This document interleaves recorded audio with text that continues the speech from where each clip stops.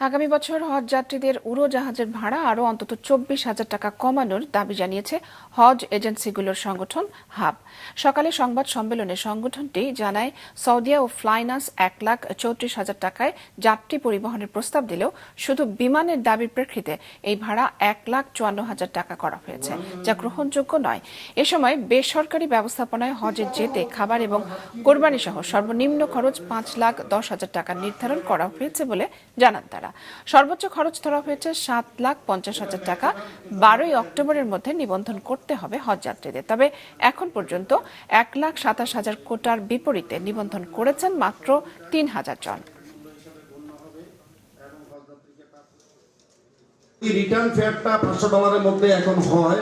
হজের সময় যদি ডেডিকেটেড ফ্লাইটও হয়, ডাবল হয়, তাহলে ভাড়াটা কোনোভাবে $1,000 বেশি হওয়া উচিত নয়। হজযাত্রী পরিবহনে যে 3টি এয়ারলাইন্স আছে, 2টি এয়ারলাইন্স লিখিতভাবে তারা মন্ত্রণালয়কে অবহিত করেছেন $1,100 মধ্যে তারা হজযাত্রী পরিবহন করতে পারবেন। শেষ পর্যন্ত মাননীয় উপদেষ্টা বিমান মন্ত্রণালয়ে উনি বলেছেন যে উনি নতুন করে দায়িত্ব নিয়েছেন, উনি 2 মাস সময় চেয়েছেন। 2 মাসের মধ্যে উনি চেষ্টা করবেন যাতে হজ যাত্রীরা তাদের কাঙ্ক্ষিত ভাড়াটি পায়, সেটি নিশ্চিত করার চেষ্টা করবেন।